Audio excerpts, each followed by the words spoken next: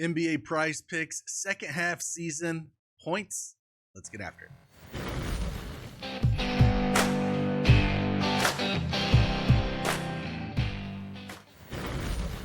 Hey, what's going on, everybody? Hope you're enjoying your NBA All-Star break. It is Craig Bennett from Daily Edge Sports. And I got 3 picks for you here. We're looking at points, actually 4. I'm going to talk about a 4th one. I was on the fence with it, did the research. I will lay it all out there for you and let you make your decision on it. But 3 that I absolutely do love, and we'll dive into them. If you don't have that PrizePicks account, you want to join along, use that promo code CashKeg, play $5, get $50 instantly.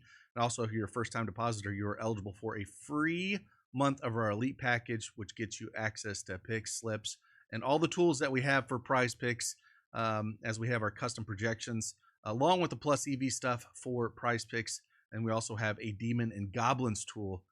So if you're into those things, we have tools like that. Everything's automated. Everything's up on the site. Let's dive in. Let's talk about these points.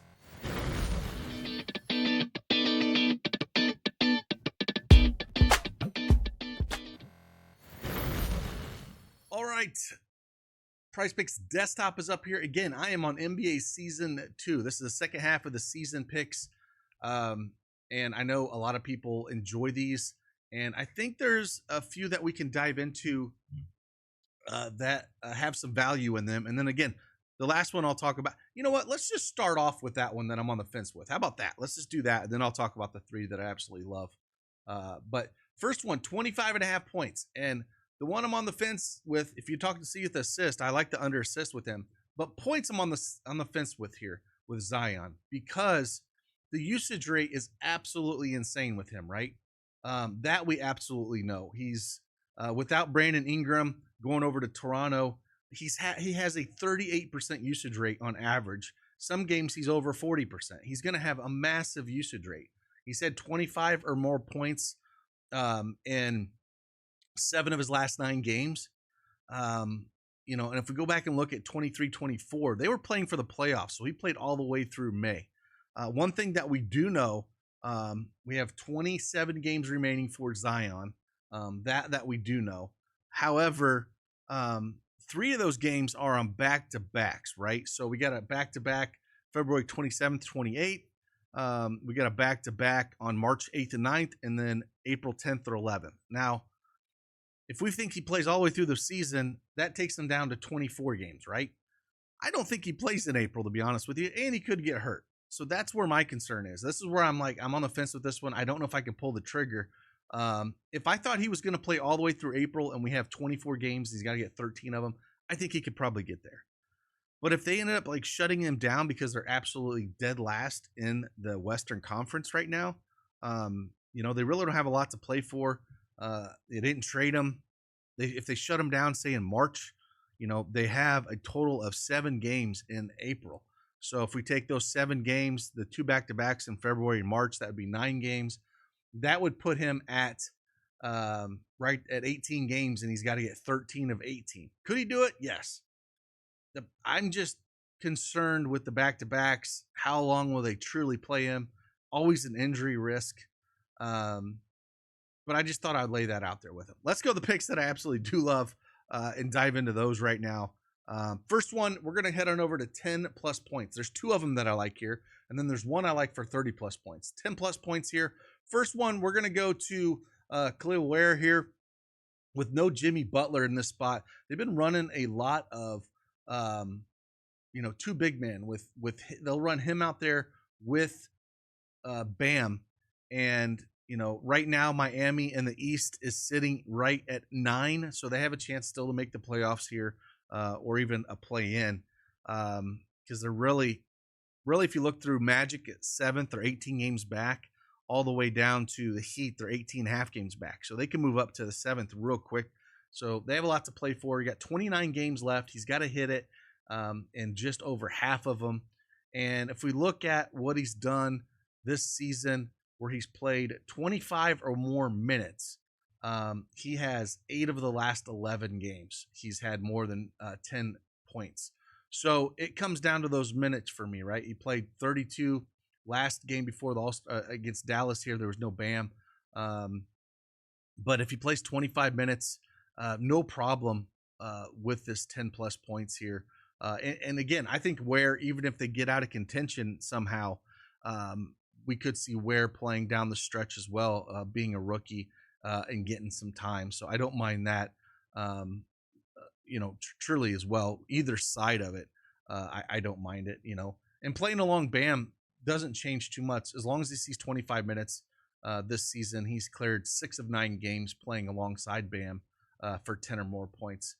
So again, it's a spot I don't mind taking more than 15.5. So we just got to get 16, basically half the games here. And if Bam's out any, absolutely love it. Even playing alongside of him, I like it.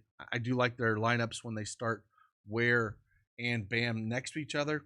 But 10 plus points is not a ton for him, what he does around the rim. But we just got to see that 25 plus minutes.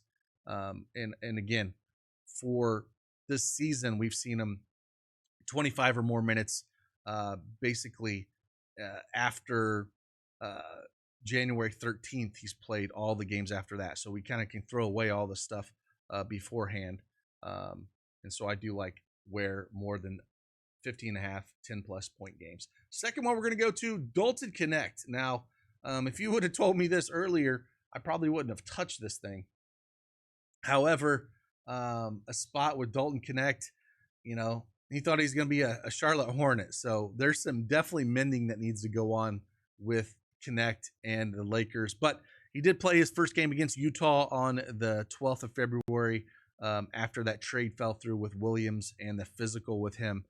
So, no problem here. Played 16 minutes off the bench. And I think they're going to need his shooting, right? I think 11.5 games out of 30 is not bad.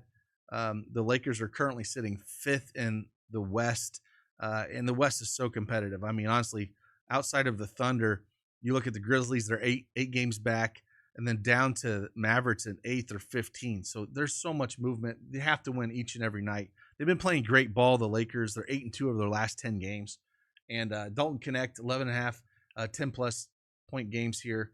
I do kind of like this spot for him. I think he's going to get in the rotation more. Coming off the bench even, he's going to be shooting that 3 ball. Where, again, if we look at the one game he played against Utah, coming back with the Lakers here in that failed trade, saw 7 3-point shots, hit 3 of them, put up 10 points. And, with Luke out there, just going to be more opportunities for him to shoot because you're going to see a lot of LeBron, probably one of LeBron or Luka on the court at all times. And those guys are going to make the best play for shooters like this, like Dalton Knecht. So I'm going to go more than 11.5, 10 plus games with him.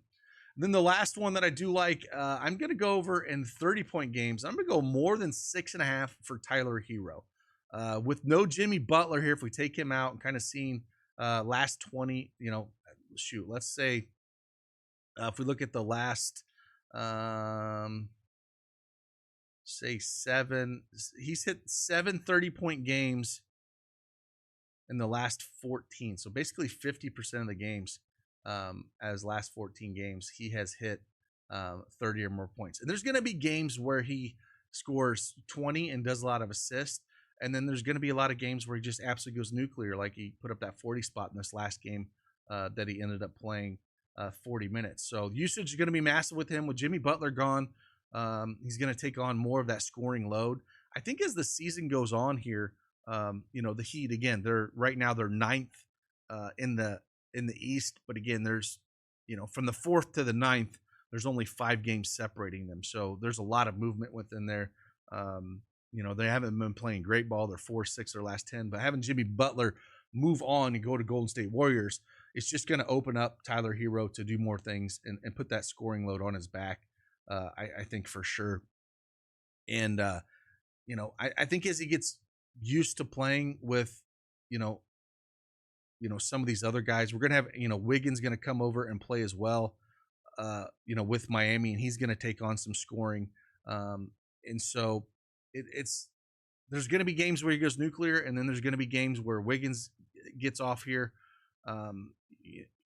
Guys like Ware and Butler, and Bam are going to be, they're going to get their shots, but it's going to be, for me, it's going to be a lot of Herro and a lot of Wiggins for scoring here. And, nights that one of them sits or nights that are just going nuclear here, I can see Herro getting more than 6.5 for the rest of the season for Miami. So if I had to rank these though at the top, I'd rank them probably like this. I'd take Ware, then Knecht, and then Herro for the 30. And then like I said, feeling how you feel about Zion Williams with that 12.5. I absolutely loved the under 1 game of 10 plus assists, but points, I'm kind of on the fence there. Let me know what you think in the comments with him, with what I would have laid out. But again, if you're looking for just take 2 here, top 2 would be Ware and Knecht, and then Herro will be the third one that I'm kind of looking at. So again, hopefully you like these. If you like these, hit that like button for me, subscribe to the channel, and I'll do my best to knock these out and kind of give you my research in finding some of these plays. Play them, fade them. Just going to lay out the research. I'll see you guys on the flip side. Deuces.